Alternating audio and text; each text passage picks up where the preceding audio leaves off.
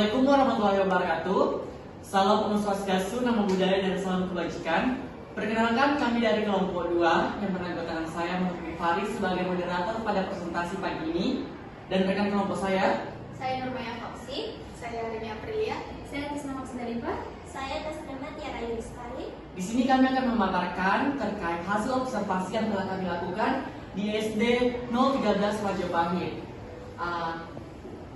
Untuk itu, kami langsung saja masuk ke pendahuluan.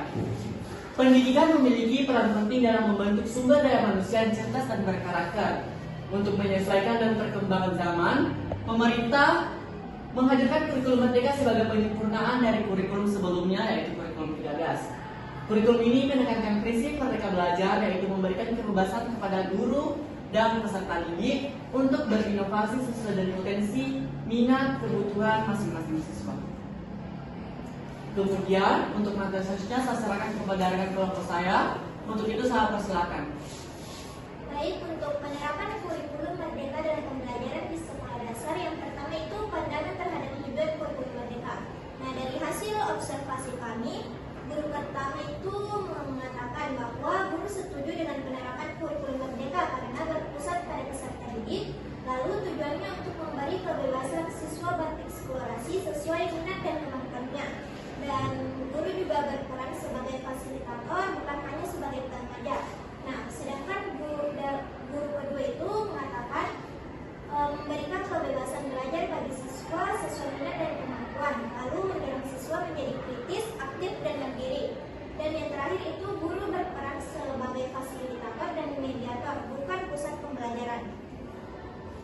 Yang kedua itu strategi pelaksanaan pembelajaran berbasis kurikulum Merdeka. Dari hasil observasi kami, guru pertama mengatakan bahwa guru memahami karakteristik dan kemampuan siswa terlebih dahulu, lalu menentukan strategi dan metode pembelajaran yang tepat, dan pembelajaran diarahkan agar tujuan dan kompetensi tercapai secara efektif. Sedangkan pada guru kedua itu, guru memahami karakter dan kemampuan siswa terlebih dahulu, lalu pembelajaran bersifat berdiferensiasi atau sesuai minat dan kemampuannya. Baik, saya kembalikan kepada moderator. Baik, untuk materi selanjutnya saya serahkan kepada rekan kelompok saya untuk melanjutkan. Saya persilakan. Baik, selanjutnya itu materi tantangan dalam penerapan kurikulum Merdeka. Pada hasil observasi kami yang pertama, guru pertama itu mengatakan tantangan utamanya adalah adaptasi guru terhadap perubahan kurikulum. Yang kedua, guru perlu terus belajar dan menyesuaikan diri dengan perkembangan zaman. Dan yang ketiga, dibutuhkan kesiapan dan kemauan guru untuk berkembang. Kemudian tantangan yang dirasakan oleh guru kedua yaitu adaptasi guru terhadap perubahan kurikulum. Yang kedua, keterbatasan media dan fasilitas IT sekolah. Dan yang ketiga, kemampuan teknologi siswa yang belum merata. Dan yang terakhir, guru harus terus berkembang dan berinovasi agar pembelajaran tetap optimal. Kemudian manfaat yang mereka rasakan terhadap penerapan kurikulum Merdeka. Guru pertama mengatakan di kurikulum Merdeka ini pelajaran lebih fleksibel dibanding dengan kurikulum sebelumnya. Kemudian yang kedua, memberi ruang bagi siswa untuk belajar mandiri dan juga kreatif. Dan yang ketiga, guru lebih berperan sebagai fasilitator aktif. Dan yang terakhir, meningkatkan kompetensi dan kemampuan adaptasi guru terhadap perubahan pendidikan. Kemudian guru kedua mengatakan pada manfaat yang dirasakan adalah meningkatkan kemandirian, kreativitas, dan keaktifan siswa. Yang kedua, guru lebih berperan sebagai pendamping belajar. Yang ketiga, mendorong kompetensi dan adaptasi guru terhadap perkembangan pendidikan. Kemudian yang terakhir, siswa lebih berpartisipasi dan mengekspresikan ide dalam pembelajaran. Sekian, saya kembalikan ke moderator. Baik, itu tadi pemaparan dari rekan kelompok saya. Kemudian untuk materi selanjutnya saya serahkan kepada rekan kelompok saya untuk melanjutkan materinya. Saya persilakan. Baik, materi selanjutnya yaitu kaitan dengan prinsip penerapan kurikulum dalam pembelajaran. Jadi pada pandangan terhadap tujuan kurikulum Merdeka, kedua guru hasil observasi kami sepakat bahwa siswa sebagai pusat pembelajaran. Nah, pada guru pertama itu menekankan kebebasan bereksplorasi sesuai minat dan kemampuan. Nah, pada hasil wawancara kami pada guru kedua yaitu menekankan kemandirian, berpikir kritis, aktif, dan inisiatif. Nah, di sini ada 3 prinsip yang kami ambil, yaitu kebebasan belajar, aktivitas dan kemandirian siswa, dan motivasi belajar. Baik, selanjutnya yaitu strategi pelaksanaan pembelajaran berbasis kurikulum Merdeka. Nah, di mana Yang kedua itu, yang pertama ada guru memahami karakteristik dan kemampuan siswa sebelum menentukan metode. Nah, pada yang kedua yaitu penerapan pembelajaran berdifferensiasi, yaitu menyelesaikan minat, kemampuan, dan gaya belajar. Nah, di sini kita ambil 4 prinsip. Yang pertama individualitas, lingkungan nyata, efisiensi dan efektivitas. Yang terakhir itu persepsi. Nah, selanjutnya juga ada tantangan penerapan kurikulum merdeka. Nah, di sini kami ambil 2 tantangan, yaitu tantangan internal dan tantangan eksternal. Pada tantangan internal, kemampuan guru beradaptasi dengan perubahan. Nah, yang kedua ada tantangan eksternal, di mana keterbatasan media dan kemampuan teknologi siswa. Di sini kami ambil 3 prinsip yang terkait. Yang pertama ada efisiensi dan efektivitas. Yang kedua ada peragaan atau penggunaan media konkret. Yang ketiga ada lingkungan belajar kontekstual. Baik, saya kembalikan kepada moderator.